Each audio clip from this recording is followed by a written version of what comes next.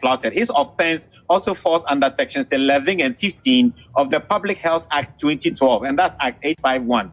And I'd like to read out to you what it says. Isolation of contacts. A medical officer may order a person living in the same house or compound, or a person who has come into contact with another person suffering or suspected to be suffering from a communicable disease. You understand? And that person needs to be isolated in a designated place provided by the government until that person is considered safe to be discharged. So that law is right there. So there's a lot of actions on his part that is a blatant disregard for the law. So whilst we applaud his resignation, we think that we need to go further by prosecuting him. So that's J. John Segbefia. He's a member of the pressure group Occupy Ghana. Eugene Ahin says a decision is yet to be taken as to whether the former deputy minister should be prosecuted. The deputy minister himself recognized that he did not do that at that particular point in time, and as a result of that, has offered in his resignation. It is a crime to violate the executive instrument and to, in any way violate the social distancing rules, which were stated quite clearly in the executive instrument. Is the president going to call for the prosecution of Mr. Hinkra for committing this crime? Well, I'll say when we get to that bridge, we'll cross it. Are we not there? Are we not at the bridge? Well, but at this point, I don't have any information to that end. So that's what I'm saying. When we get to that bridge, we'll cross it. Now, a member of Ghana's COVID-19 ICU team, meanwhile, Dr. Fortune Bieko, says infected persons have no business stepping out. There's no reason why you should step out especially where there is a crowd. I don't know what is so important at the registration center that he has to go.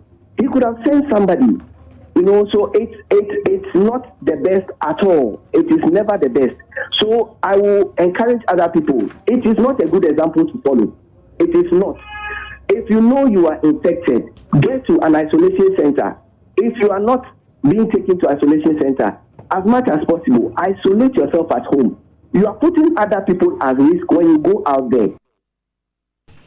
Well, it's a morning of statements. Maxwell Agwagba joins me once again in the studio. The Coalition of NGOs in Health have a statement. Exactly. They have a statement, and it's titled Ghana Health Service Institutionalized Control Program on Coronavirus in Ghana. I'm reading it verbatim. It says the Ghana Coalition of NGOs in Health is calling on the Ghana Health Service to establish a national control program on coronavirus. Our data is suggesting the need to ensure equity and access in the testing and support services. It continues to say that parts of the country do not still have the basic logistics to properly manage situations of community spread of the COVID-19. Recommendations: 1. Establish a control program for COVID-19. 2. Strategic partnership with Ghana Coalition of NGOs in Health and other health-related CSOs. 3. Anti-stigma and anti-discrimination campaign sustainability strategies should be developed. This must be amplified by involving CSOs participation at district and regional levels. And then the fourth one, it says National Task Force for Monitoring of COVID-19 interventions must be instituted to visit all regions to ensure accountability and equity distribution of resources. And then the fifth one says MMDAs, that district assemblies should amend their bylaws and enforce properly. The MMDAs need more funding for the job. Yes, so that's all from the... That's the Coalition of NGOs in Health. I may be expecting you back soon again. But let's hear from the Deputy Minister of Health, Dr. Bernardo Koboy. He's advised Ghanaians not to let their guard down, but continue to adhere to COVID-19 safety protocols spelled out by the WHO. He's been speaking to journalists in Hull. COVID-19 is not a regional battle. COVID-19 is not a regional battle. It's not an Accra war. It's a national battle. And the ministry deems it very necessary to be present in every region in this country. So I've been to Upper West. My boss, Honorable Kukwati Mamenu, was himself visiting some treatment centers in Accra yesterday, and I'm also here. We can win the war because all of you are involved. And I'll urge you to support our teams. Like Dr. Jokoto said, the strongest link to winning this war is the media. Because when the media gives accurate information, there can be calm outside, and there can be precaution as well. But if you have a situation where the wrong thing is being fed to the public, I say all the time, the only thing that is more dangerous than the virus is misinformation. That's the Deputy Health Minister, Dr. Bernard Okoboy. Let's head to the Ashanti region now, where workers of the Metro Mass Transit have laid down their tools. The workers, mainly drivers and mechanics, are demanding the Managing Director, Albert Edubuahene, is sacked, but for what they allege to be his actions, which is collapsing the government agency. They also complain of non-payment of salaries for over 6 months. Love Affirms and so has more in this. He's been interacting with some aggrieved workers. It's a breakdown of the whole system. Not drivers alone, mechanics, drivers, the maid, conductors. It's the whole system. All the workers here at the Metro Mass Transit Yard in Kumasi are not resuming to their positions. They say their 2.5 months salary are not paid to them, and they are not resuming their position until their condition of service is settled. Now, Asenso joins us on the line. He's been to the services terminal and he joins us live. And Asenso, what has management told these workers so far? The MFR management is not speaking. We approached the manager at the Kumasi Depot, Nicholas Ojo, and then he declined commenting on the issue. But we have been speaking also with the welfare chairman of the union and also the secretary, and they are saying that the message is simple.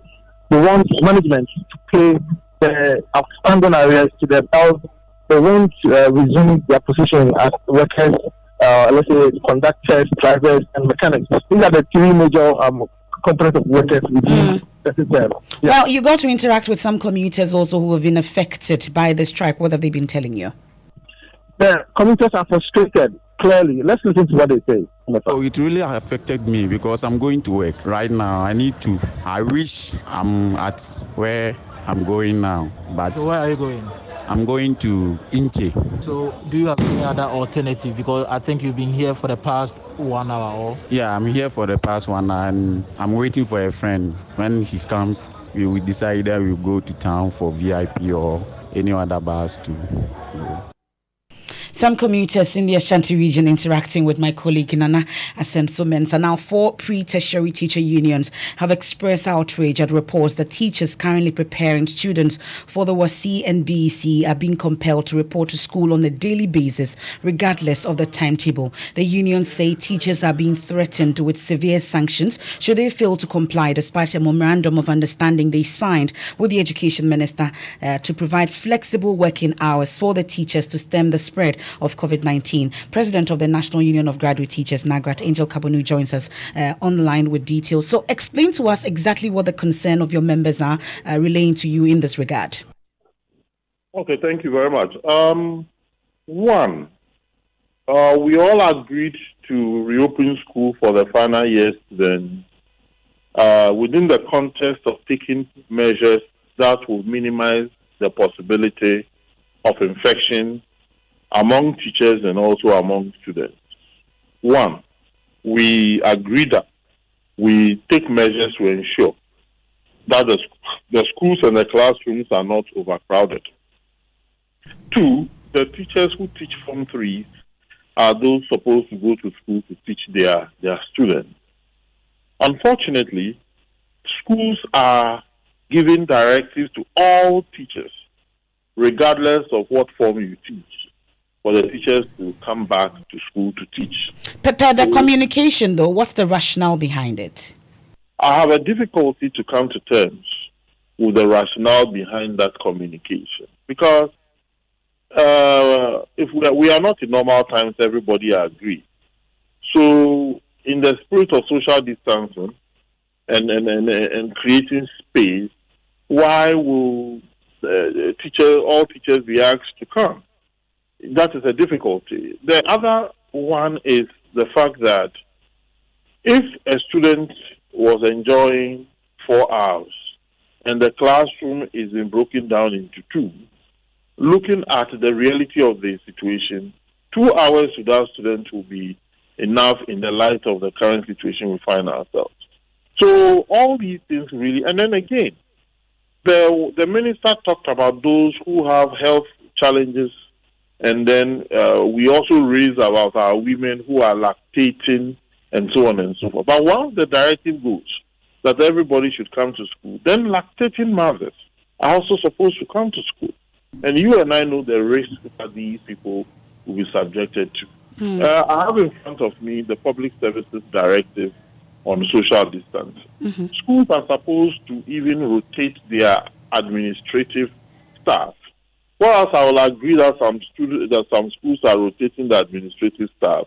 Other schools have asked all the administrative staff to report, contrary to the directive from the Public Services Commission. But have you heard from the Education Ministry since, knowing that you have concerns about it, and what have they been telling you? Well, we have. I've been called by a member of management that next week we sit down and then go through the concerns and see how we can solve it. Okay, that's the president of NAGRAT, Angel Kabonu, will definitely get some answers from the Education Ministry as well as the Ghana Education Service on this latest directive.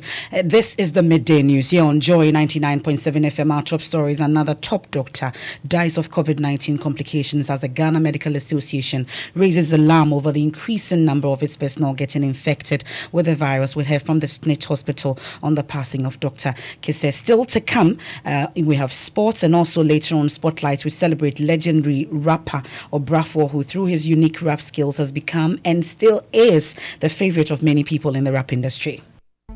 I never thought I would be here, sitting here and enjoying this moment.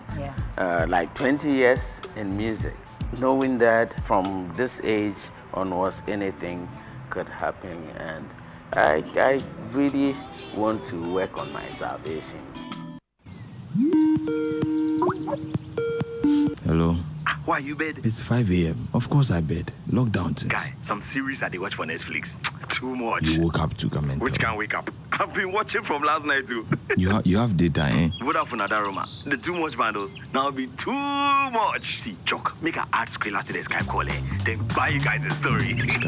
Too much data is now double the data at the same price. So you can stay home and stay connected on Vodafone with too much data for the day and too much bonus from midnight till 4 a.m. That's double Ankasa. Terms and conditions apply. Dial *700# Subscribe now. Ready? DSTV and the leaks that get the big boys are back. Is your heart racing yet? I know mine is. Yeah, crowd near the live sports papa ebro. Gigi Dow couch muna budget favorite stars here. Well, what we are sporting leaks that get papa no you so. Sergio Aguero has conspired in the final. Cristiano Ronaldo! Something special for his hat-trick goal. Messi does it! A priceless goal from Lionel Messi! Drama from day one! This is the league we want to watch! Central DSTV the two. Never start here. What's support your money now? What be about compare? DSTV Live Sports see about compare. You think your internet service is fast? Wait till you experience Vodafone's ultra-fast fiber broadband. That's right. Vodafone fiber broadband gives you 10 times the internet speed you already get. Open a whole new world of possibilities for the family as everyone gets to do so much more online at the same time on a wider bandwidth. Watch TV, take online courses, play video games, stream, download. The list is endless. Available in Accra, Tabelenke, Achimota, Adentan, East Legon, Adabraka, Adrinkano, Ashoman, Airport Residential, Cantonment, Wager, Abudome, Botre, Dansuman, Jolu, Hacho, and so many more communities. Visit fbb.vodafone.com.gh or any of our retail shops nationwide to check availability in your area and apply now. The future is exciting. Ready?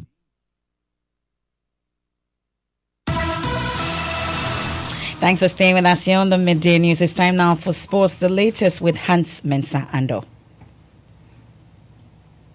Well, Liverpool may have won the title, but Manchester City is already looking ahead to next season. Manager Pep Guardiola has warned next season will be different after his side thrashed the newly crowned champions Liverpool 4-0 last night. Liverpool received a guard of honor after winning the title as a result of Chelsea's defeat of Pep Guardiola's men last weekend. Guardiola admitted in his post-match comments that his side had not been consistent enough this season, but warns things will be different next season.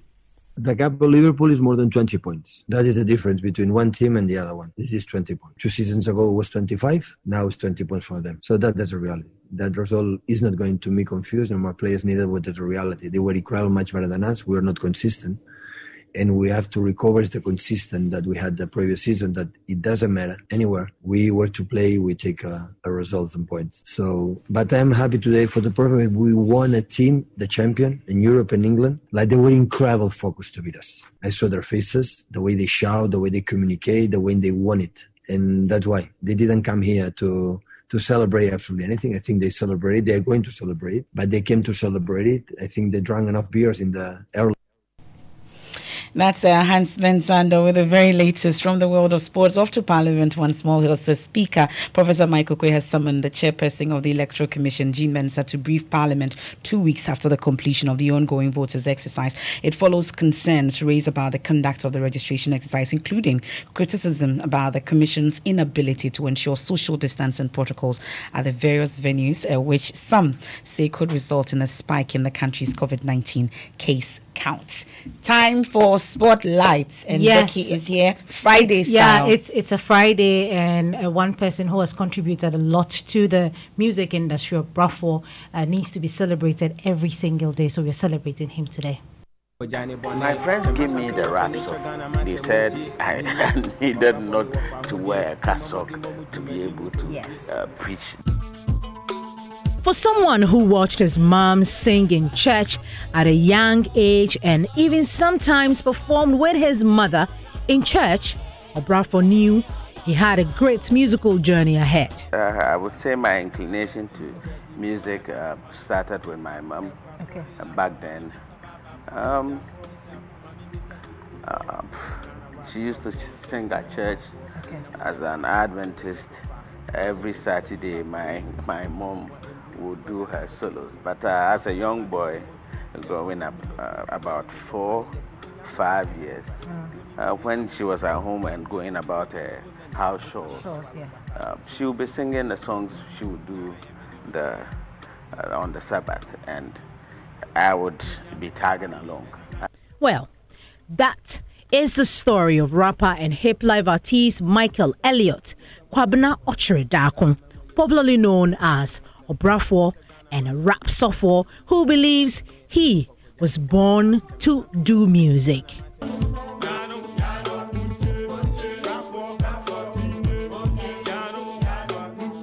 Obrafo, who has been in the rap game for over 2 decades, decided to do full-time music after he was inspired by Reggie Rockstone. And around that time, Reggie had come with hip life, with the Cho Boy or Ago. He wanted to be different in the rap game and therefore created his unique way of rap and storytelling that won him the hearts of many Ghanaians. Obrafo. Yeah, 20 years on, we keep celebrating Obrafo. None like him. Yeah. And that's it for the midday news for this week. I am Meme Fapo. There's more news when you log on to myjoyonline.com. Thanks so much for your company.